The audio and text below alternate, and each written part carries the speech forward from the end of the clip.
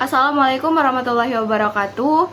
Halo semuanya, selamat siang. Perkenalkan kami dari kelompok 1 kelas 4B. Sorry, di sini tipe ya, kelas 3A. Di sini kami akan memaparkan atau mempresentasikan salah satu tugas dari mata kuliah Kesuburan Tanah dan Pemupukan yang diampuh oleh Pak Denny. Di sini kami mendapat judul tentang unsur hara esensial yakni boron yang kita kenal dengan simbol B-nya.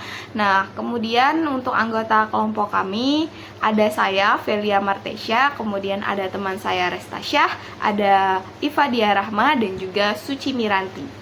Baiklah, tanpa berlama-lama langsung saja kita masuk ke paparan materi yang pertama yang akan disampaikan oleh rekan saya Iva Dia Rahma. Kepada Iva Dia Rahma, dipersilahkan. Terima kasih kepada moderator atas kesempatannya. Yang pertama itu apa itu boron?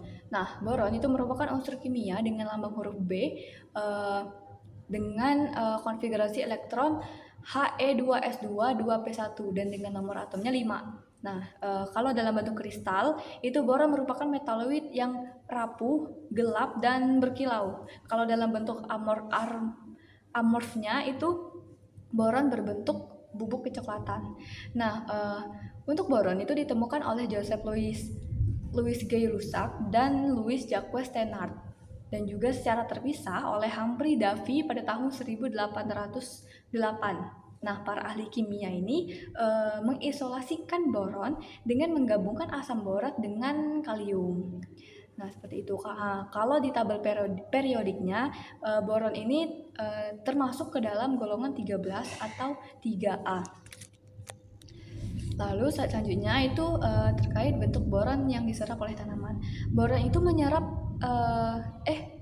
diserap oleh tanaman itu dalam bentuk asam borat atau H3BO3. Nah, boron ini merupakan unsur mikro. Lalu boron ini diserap tanaman dari larutan tanah sebagai asam borat yang tidak bermuatan. Nah, boron ini tersedia di dalam tanah dalam bentuk ion borat hidrat atau BOH4-. Nah, kalau boron terhadap kesuburan tanah, itu kalau terhadap tekstur tanah, kandungan B ini membuat tekstur tanah menjadi tanah lempung. Namun, ketersediaannya pada tanaman mungkin rendah di tanah ini karena menempel kuat di permukaan lempung. Lalu yang kedua itu terhadap kandungan bahan organik tanah. Nah, sebagian besar yang ada dalam tanah ditemukan dalam bahan organik. Nah, bahan organik itu bereaksi dengan B untuk menghilangkannya dari larutan tanah ketika kadarnya tinggi setelah pemupukan. Baiklah, itu saja dari saya. Kemudian saya kembalikan ke moderator. Baik, selanjutnya materi kedua akan disampaikan oleh teman saya Suci Miranti. Kepada Suci Miranti dipersilahkan.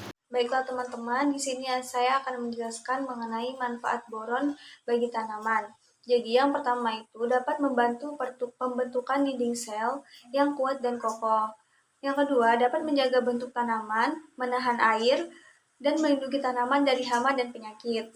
Lalu yang ketiga meningkatkan penyerapan kalsium oleh tanaman. Lalu yang keempat dapat meningkatkan pembuahan bunga tanaman. Yang kelima dapat meningkatkan pertumbuhan akar tanaman. Yang keenam dapat membantu perkembangan sel baru. Yang ketujuh dapat mengatur keseimbangan nutrisi tanaman. Dan yang terakhir dapat meningkatkan laju fotosintesis. Baik, terima kasih untuk Suci. Untuk pemaparan materi selanjutnya akan dipaparkan oleh saya Velia Martesya. Nah, teman-teman, di sini saya akan menjelaskan bagaimana sih gejala kekurangan boron. Nah, untuk gejala kekurangan boron bisa kalian lihat ya pada slide ini, gejala kekurangan dan juga kelebihan boron. Kita masuk ke kelebihan dulu ya enaknya. Baik, gejala kelebihan boron bisa kita lihat. Kelebihan boron pada tanaman itu dapat menyebabkan ujung dari tanaman itu menguning. Nah, ujung daun ya maksudnya, diikuti dengan nekrosis di tempat tersebut. Jadi, tempat tersebut itu bakal menguning, nekrosis terus, ya hijaunya itu hilang, jadi dia tuh bakal kuning nantinya guys. Nah, kemudian kelebihan unsur hara boron ini justru bakal bersifat toksik ataupun nggak baik untuk tanaman ya guys, karena sesuatu yang berlebihan itu tidak baik. Nah, dimana kelebihan unsur hara ini akan menghambat pertumbuhan dari tanaman itu sendiri. Jadi tanaman yang kelebihan boron itu tuh kan, boron itu sifatnya itu dapat menunjang sel-sel dari tanaman kan, tapi kalau kelebihan malah jadi racun dan juga toksik untuk perkembangan serta pembelahan sel dari tumbuhan itu sendiri, sehingga boron ini yang berlebihan itu akan menjadi racun ataupun toksik bagi si tanaman. Kemudian gejala kekurangan boron bisa kalian lihat di sini, ada beberapa tanaman seperti tanaman kelapa sawit. Tuh, bisa kita lihat ya, gejala kekurangan boron pada tanaman kelapa sawit itu, dia tuh bisa membuat daun kelapa sawit itu seperti bergerigi keriting gitu guys. Nah, yang pertama itu terlihat banget dari pertumbuhan pucuk-pucuk tanaman yang akan berhenti kemudian akan mati.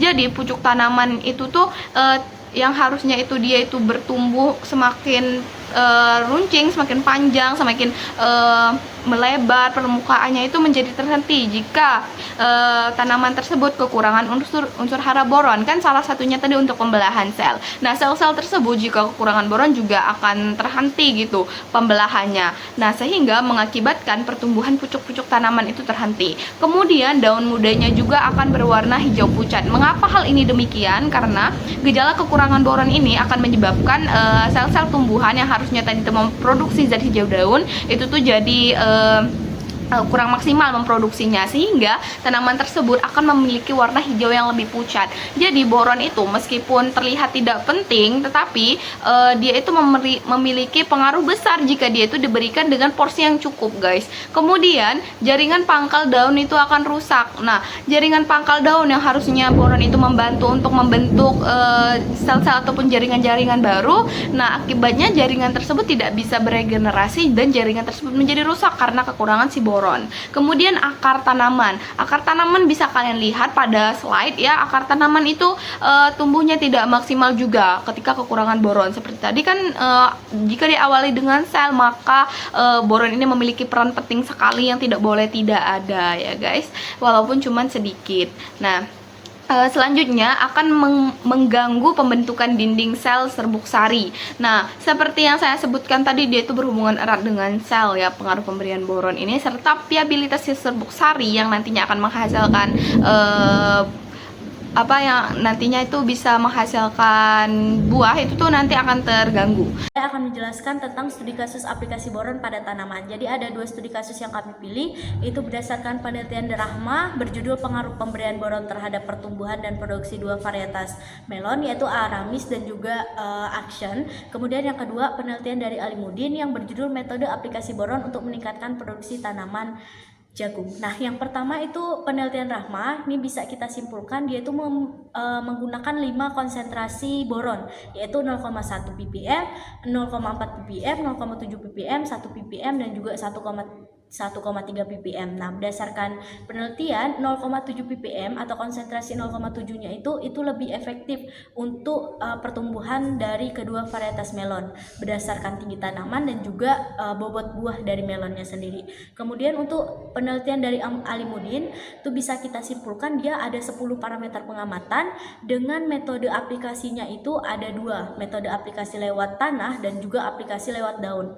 Jadi bisa kita simpulkan bahwa dari 10 parameter tadi itu aplikasi boron lewat tanah itu lebih efektif digunakan untuk meningkatkan produksi tanaman jagung. Baik, mungkin cukup sekian yang bisa saya simpulkan. Saya kembalikan kepada moderator. Baik, terima kasih Restasya. Nah, di sini bisa kalian lihat hasil yang sudah dipaparkan oleh Restasya tadi pada tabel. Di sini ada beberapa parameter dengan metode pengaplikasian pupuk boron. Di sini juga ada kurva yang bisa kalian lihat naik turun kurvanya dan titik bagusnya itu ada di mana. Kemudian ini juga ada tabel ya mengenai perbandingannya. Nah, jadi itulah dia tabel-tabel dan hasil datanya. Berdasarkan studi kasus, aplikasi pupuk boron itu dapat kita aplikasikan melalui daun, fertigasi. Nah, kemudian dapat kita lakukan perlakuan pada benihnya ataupun pemupukan pada tanah seperti hasil sebelumnya. Nah, ini ada beberapa pupuk boron dengan merek dagang yang sudah terkenal yang bisa kalian gunakan pada tanaman ya. Nah, di sini juga bisa kalian lihat ya ada beberapa tanaman yang menghasilkan boron dan memanfaatkan boron. Contohnya yang memanfaatkan ada kelapa sawit, dan tanaman yang menghasilkan boron itu contohnya ada alpukat, kesemak dan juga pir. Baik, terima kasih kawan-kawan sudah menyampaikan pemaparan materinya. Saya harap dan kami semua berharap pemaparan materi ini bisa bermanfaat untuk teman-teman sekalian. Baik, untuk menutup dan mengakhiri presentasi kami kali ini, kami ucapkan terima kasih. Jika ada kata yang salah, kami mohon maaf. Wassalamualaikum warahmatullahi wabarakatuh.